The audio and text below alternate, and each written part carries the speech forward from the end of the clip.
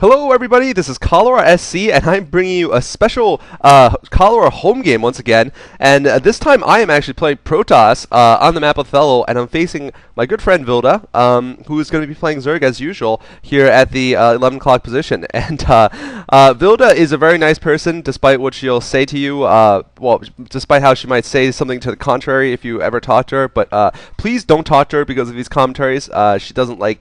She just generally doesn't like humans at most hours, at least when the sun's out. But anyway, in this game, I'm actually playing off-race as Protoss. I'm going to be showing off what is called the Protoss Cholera Build. That's right, this is the second Cholera Build I will show you.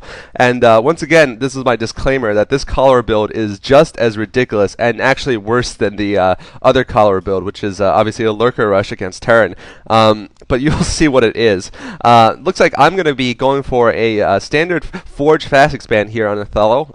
A little bit of a favorite map, I think, towards Protoss. And, you know, I hardly ever play Protoss, so, you know, my standard disclaimer is that this is by no means an educational video. This is more of a video of what you should not do, because you'll see what I end up trying to do. It's actually pretty amusing. Vilda plays, I think, a very solid game against Protoss. I think that's one of her best matchups. I think she really plays quite well, and she often starts off with a 12 hatchery. So I'm going to anticipate this, and I'm probably not going to go for any kind of rush, but probably what I'll end up doing is going Nexus first after building my Forge, or even build my Nexus directly. No, it looks like I built my Forge, or I built my Forge first, just to make sure in case she decides to do something other than a 12 hatch. And looks like she will go and plant the 12 hatch now. I'm going to try to do a little bit of a probe harass here and stop her from planting that hatchery. So yeah, this build, I have to say that I'm about to attempt is definitely very interesting. I'll just give it away right now. Basically what was happening was that I was watching Stork versus GG play and watching a couple other Zerg versus Protoss games, where the Protoss ended up, looks like I'm going to continue to do more harass, going carriers against Zerg. And usually what happens, like in that game, is that the Protoss starts off going mass Corsairs and shuttles with Reavers, and then afterwards he tries to switch over to carriers while using Disruption Web on Corsairs. And I was trying doing this, looks like I get my probe killed accidentally. That's not very good.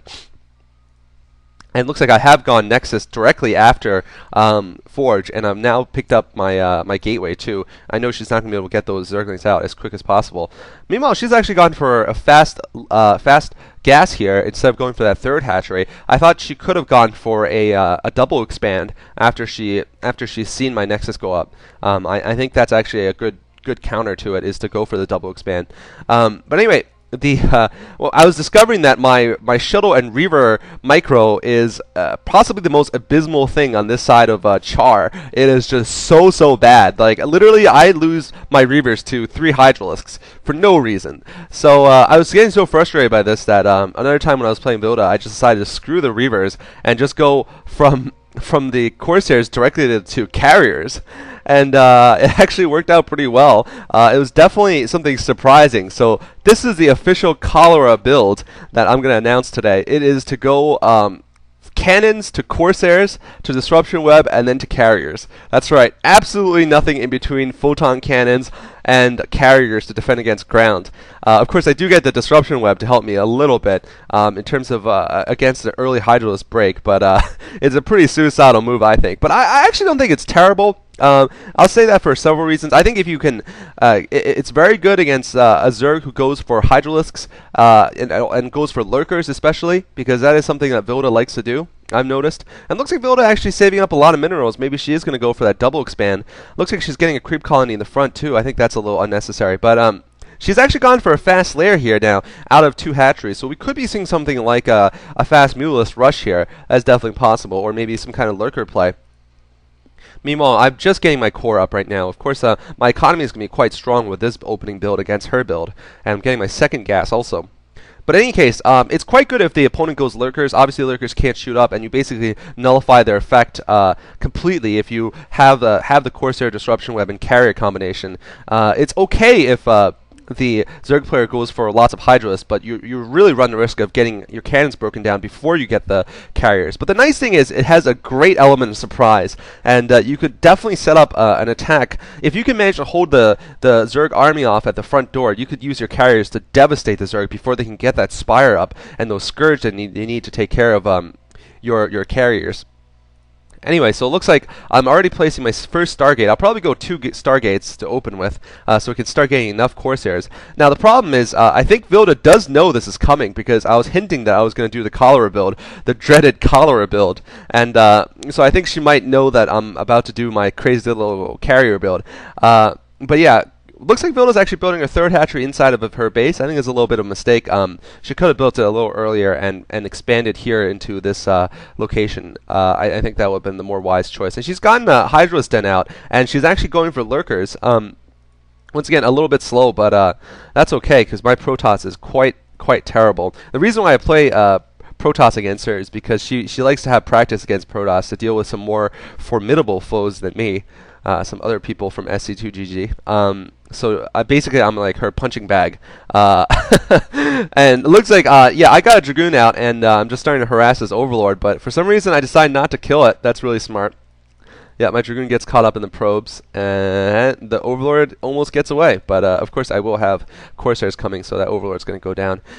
Meanwhile, 2 Stargates are up, and I'm getting my Fleet Beacon already. So this is a very early Fleet Beacon, and like I said, I'm going to be basically relying just on Disruption Web and obviously my first carrier or so to be able to take care of the Hydralisk rush that's going to come. And here I got my Corsair inside of Vilda's base. I'm going to try to take down an Overlord or 2, but I suspect she has Hydralisk coming out, so I probably won't be successful in that endeavor. It looks like she's getting her Hydralisk in position, but smart enough, I do run away in time. And yeah, by the way, seriously, don't talk to her. It's not that she's not a nice person. She just doesn't like it when people talk to her because of my videos, and I can understand that. You know, I had to beg her to let me cast this anyway.